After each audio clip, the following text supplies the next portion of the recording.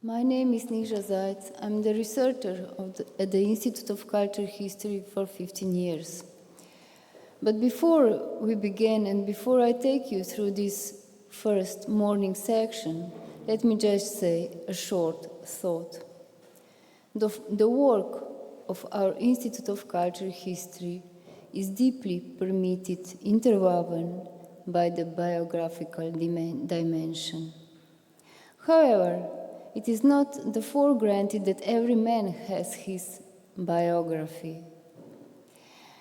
It's the work that makes person's life worthy of biography.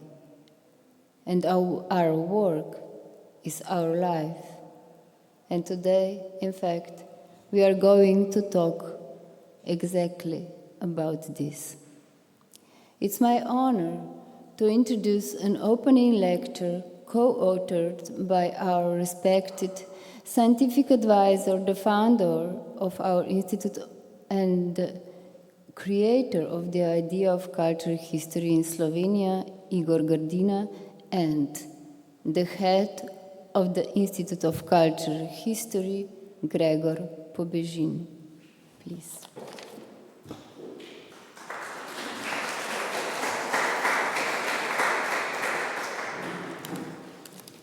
Right then, first, a short disclaimer. I'm a classicist, which means that a whole lot of what I'm about to say will be about the Greco-Roman antiquity. William Shakespeare's profound... Oh, by the way, I'm not the only author of this, so obviously, academically, this is not exactly very nice, but I have to read this out loud because I'm not the only author, so no. William Shakespeare's profoundly intellectual line in the second part of his drama about King Henry IV, that in every human life there is a story, is not only brilliant poetry, but also a profoundly thought-provoking reference to the links between biography and historiography. In fact, this line outgrew the confines of its brilliant and smooth meter and became almost an aphoristic formula that succinctly captures the spirit of the Renaissance and of the historiographical genre. In his treatises, unique and unsurpassed in his time, Francesco Guicciardini demonstrated the power and importance of particularism in his writings, showing how a personal identity, a personality, can emerge from a context of historical circumstance. The common and general does not eradicate the particular. On the contrary, it allows the individuals to show themselves as unique by setting themselves apart from their surroundings. One could say that biography and historiography were already in a dynamic relationship by the time of the Renaissance, free from any binding models, and that they have maintained this inherited relationship for quite some time, and for later times. There is neither a complete textual separation nor an overlap between them. Perhaps it is best to describe this relationship as an inspiring osmosis. Shakespeare's formula says something essential about the connection between history and biography, but it does not bother to define a static relationship between them. The life they seek to translate into their textual fabric is a dynamic thing. This does not mean, of course, that it is seen as a prediction of the concept of distant reading, but above all as an experience of multiple human destinies. A lived experience. And I shall be using this syntagm a whole lot today. But the Renaissance is, of course, in those very strands for which Shakespeare and Guicciardini are essential, the creation of the new on the ground of the old. The very old. The ancient. But the attempt to renew the world as it was before the medieval Gothicism could not lead either to repetition or to a continuation of the once interrupted cultural unfolding. After all, even the best of imitations or copies are removed at least one minuscule step from the original. The Renaissance was able, above all, to restore the validity of ancient categories, but in a form which, on the basis of the surviving works of ancient heirs, it itself understood to be ancient Roman and Greek. In all fields, including historiography and biography, only the works of that period, preserved behind the veils of the Black and Golden Middle Ages, could be accepted as ancient tradition so many centuries later. In the turbulent centuries between Justinian, the Emperor of Byzantium, and Lorenzo the Magnificent, the criteria for selecting a repertoire of texts worth copying were very different from those of antiquity. Moreover, antiquity had already determined what was representative and exemplary, what was acceptable and necessary, and what could be left to the friction of 1,000 voices without too much care.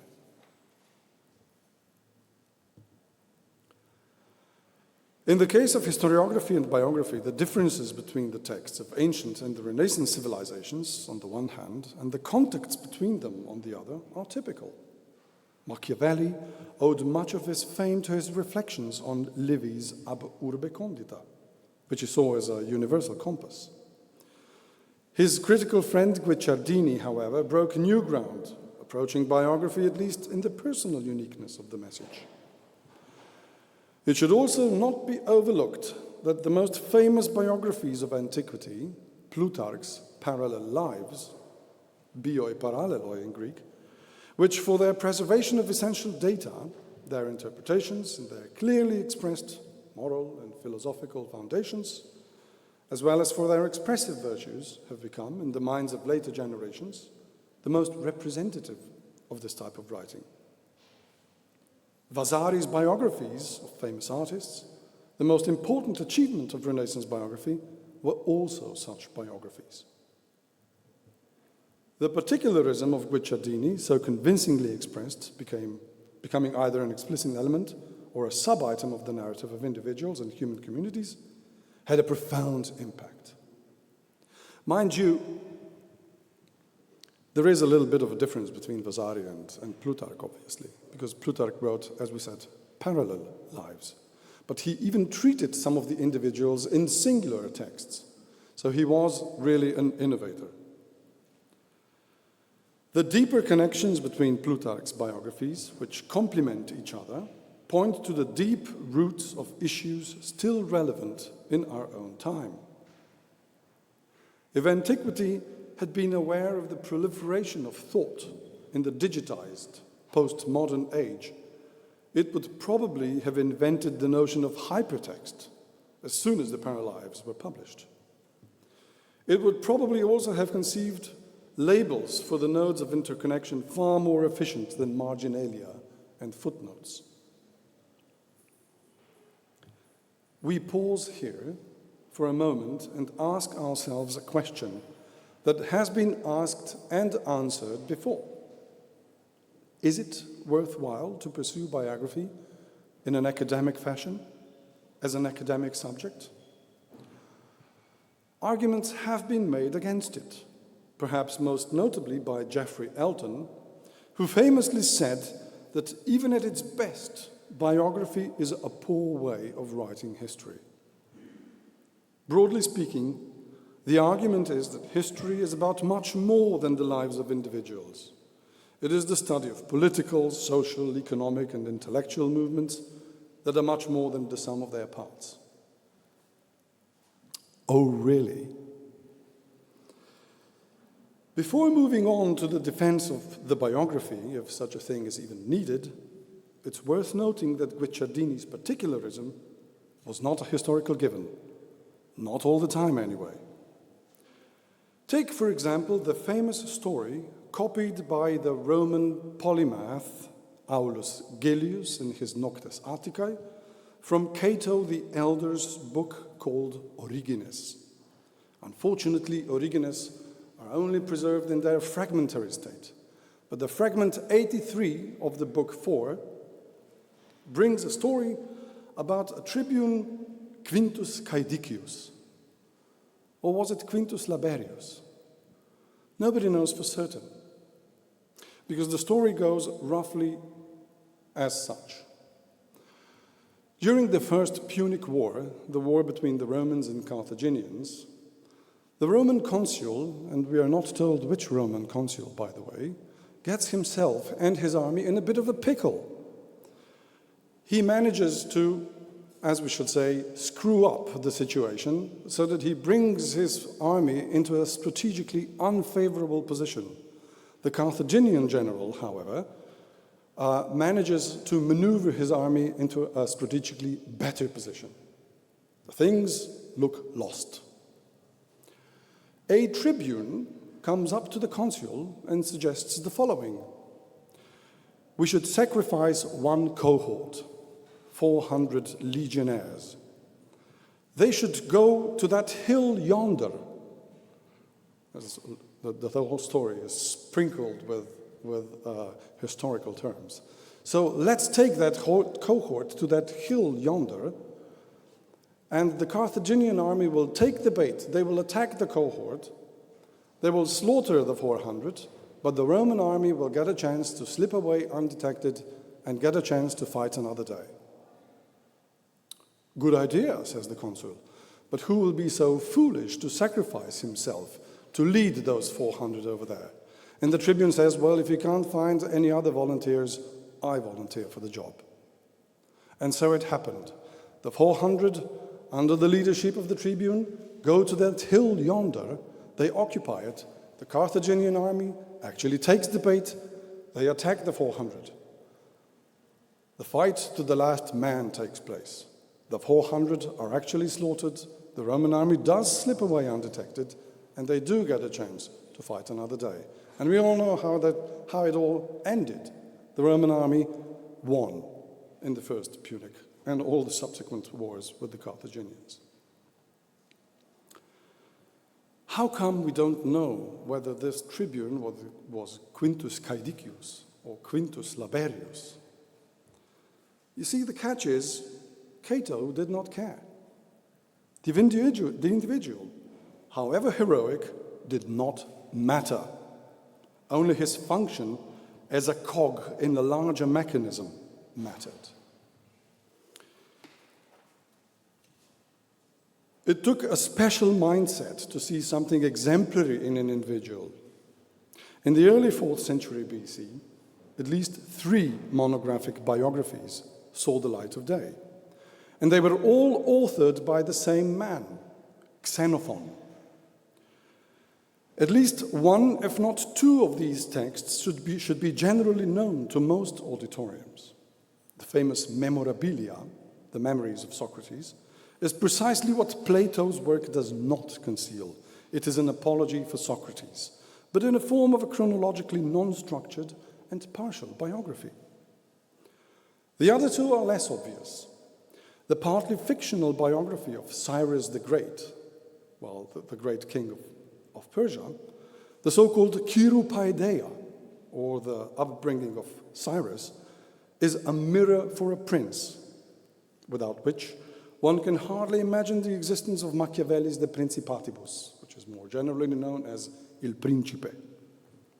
The third one is perhaps most fascinating to a modern reader. Well, it's at least most fascinating to me.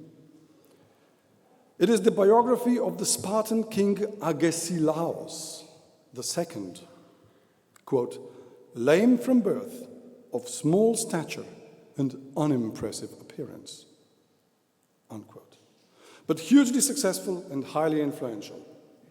Consider this.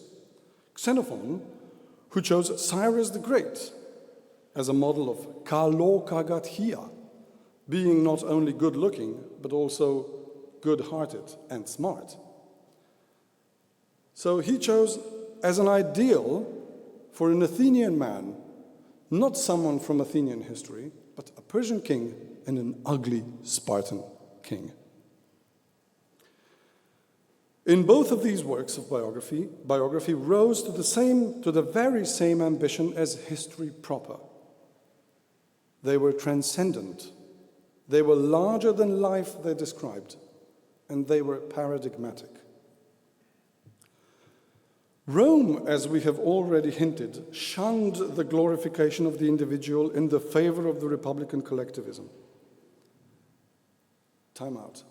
When I was thinking about the presentation, which, as you can all see, I didn't do, I thought that maybe the best picture to sum up in a modern way of the republican Rome was from Star Trek. Do you remember that time when they encounter the Borg? So I suppose that if you lived, let's say, in Liburnia in the 2nd century, and there comes the Roman army, it was probably the same experience as when in Star Trek they encounter the Borg, when Rome would come and says, "We are Rome." So the Roman republican collectivism, which was still a far cry from the individualism and particularism we hinted at in the beginning. But what was the purpose of Cato's story about the tribune whose name was irrelevant? Needless to say, the story was paradigmatic too. Deeds, works, and not persons per se were supposed to inspire Romans. It is important to note that this story took shape in the time when the Hellenistic literary world fostered a very robust tradition of Alexandrou praxes, Alexander's biographies, perhaps first authored by Alexander's general and historian Callimachus of Olynthus, which gave rise to an even more robust tradition of medieval Alexander romances. It was the Roman historian Sallust who quipped that the glory of the Roman Republic was poisoned by the Hellenistic luxuria, and yet it was precisely him who constructed the historical stage around one man. Both of his complete monographs were titled accordingly in later times. They were again paradigmatic, serving as illustrations of times lived. No wonder that this type of literature was universally applicable and read in different times for different purposes. In the medieval times, in the Renaissance, it almost seems self-understood that in the time of crisis, humanist historians such as Jean Bodin would reach, among other models, for the Roman historian of the decline and fall of the Roman Republic. It's almost poetic, isn't it? I can think of no other Roman historian coming closer to the introductory Shakespearean line that there is history in all men's lives. Just think of Sallust's intro to the Catilinarian conspiracy, where he says that all men should rise above ordinary chattel. Omnes homines qui sese student praestare, ceteris animalibus. So be special, tells Sallust. Be special. Or, I see no better argument for biographic and prosopographic study of past events than his search for the downfall, the search for the reason of the downfall of the Republic, which he gives in the 41st chapter of the Bellum Jugurthinum. And I shall read it in extenso, I still have time.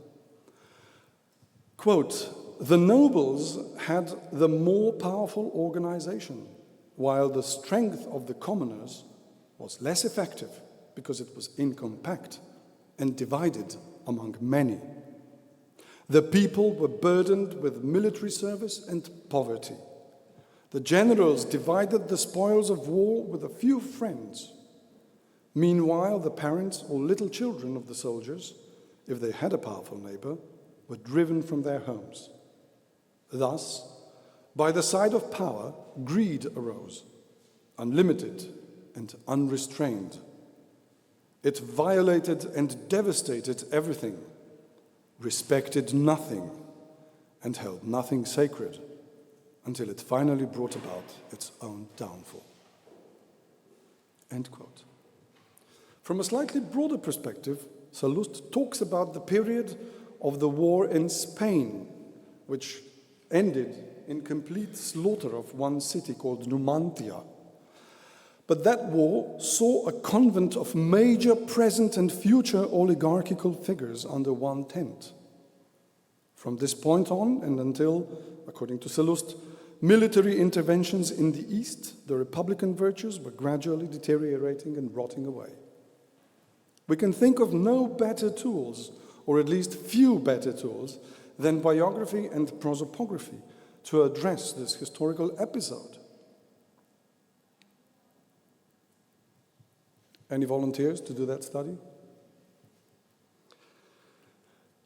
The simplicity with which chronology and biography did the essential historiographic work made such texts accessible to authors and readers alike.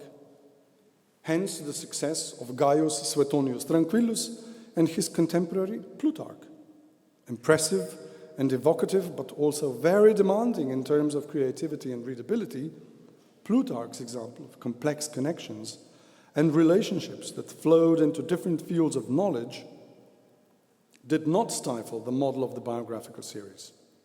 There was no philosophical volume to speak of in Suetonius' journalistic series of biographies of emperors. Nor was there any route to other kinds of writing.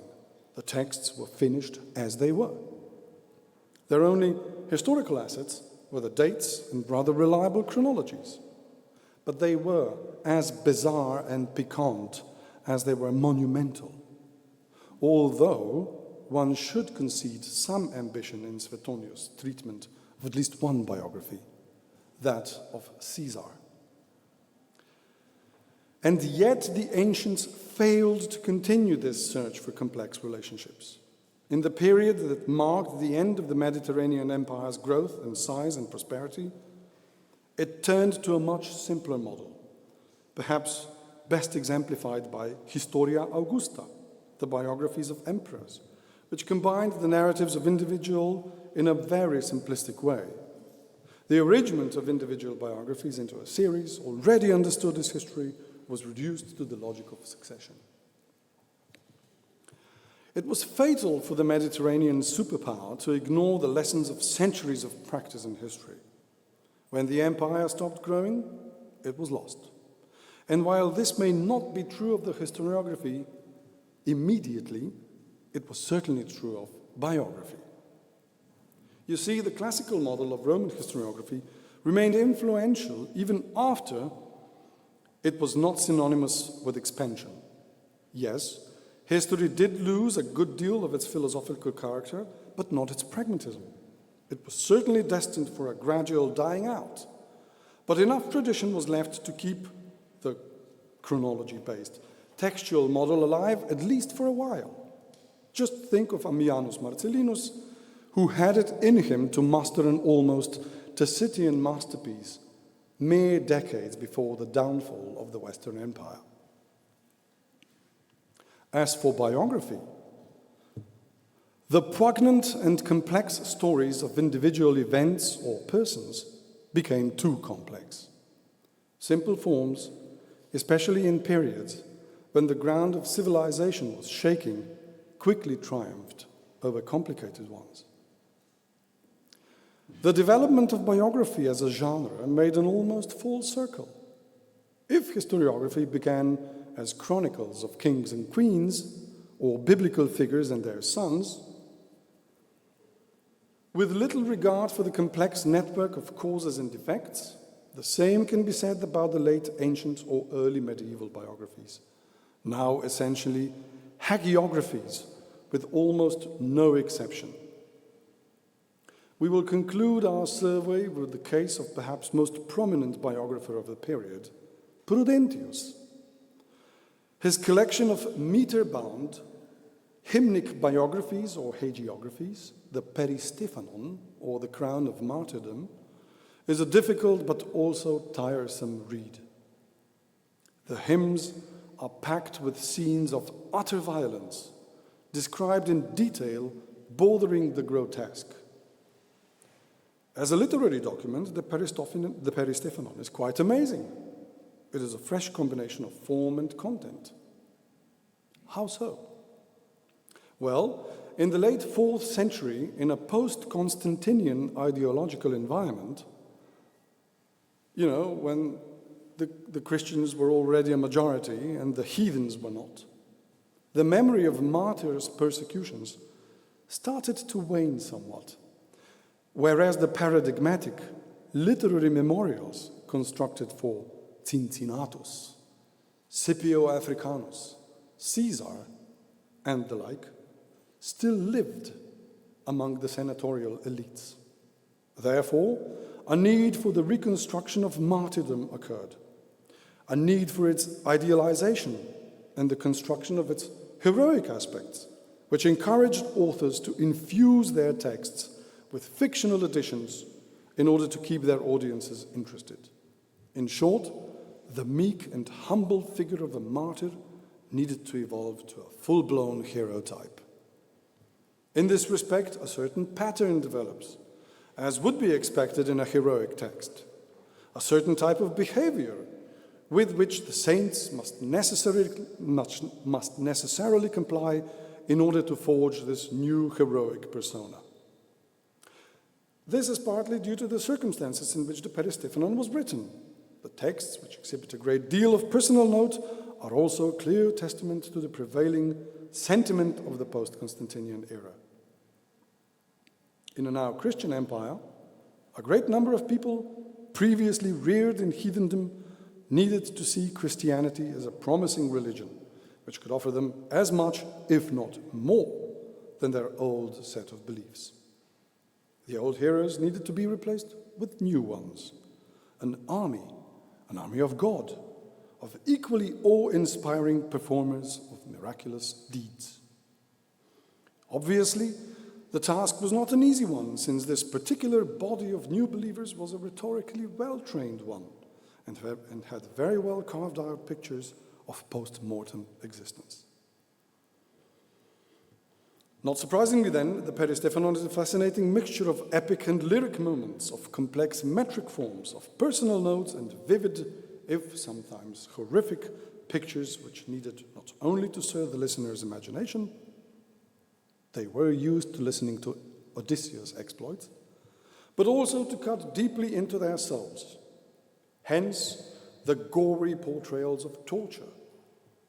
How else would the recently heathen public think, my God, we did that?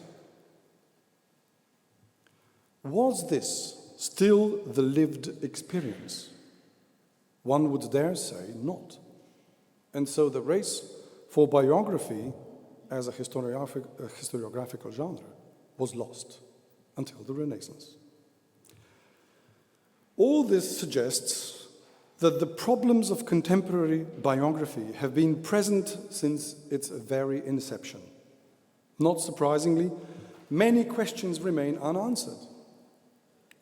Although many things are said differently today than they were in the past, when historiography and philosophy formed almost entire framework of biography, it is clear that history is not only the history of concepts, it is also the history of problems. In biographies, the problem is the lived experience. But lived by whom? Written by whom? Writing about one's own life and the life of others are fundamentally different, even though they are committed to the same formative ideals. In the former, and in all ego documents, the inevitable characteristic is vagueness, even incompleteness. This unavoidable characteristic distinguishes autobiography from the ideal type of biography, in which the definiteness is an important element. The separation must have been notable since the very beginning. Emperor Augustus' short autobiography, known to historians as Res Gestae Divi Augusti, is in expressive terms a biography. The text is, however, too long to have been dictated by a ruler in his last moments, on the deathbed, when definitive details of his exploits were already known, but also the things he wanted to keep quiet. I can only think of a handful of men able to sense the imminent completion of their lives. Two of them were, mind you, according to the Roman Weltanschauung, an embodiment of gods, waiting to materialize as their dying breath would leave them. I'm talking, of course, about the emperors Vespasian and Hadrian. How poetic to say, "Vai, puto Deus fio," oh dear, I'm becoming a god, which supposedly Vespasian said on his deathbed. Or even more poetically, animula vagula blandula, hospes comesque corporis, quae nunc abibis in loca, pallidula rigida nudula, nec ut soles dabis iocos. My little soul, where are you going now? In unhospitable places, where you shall not be dispensing jokes as you used to. This is something that Hadrian supposedly said on his deathbed. It takes a god to be so prescient at the same time and so cool on the deathbed.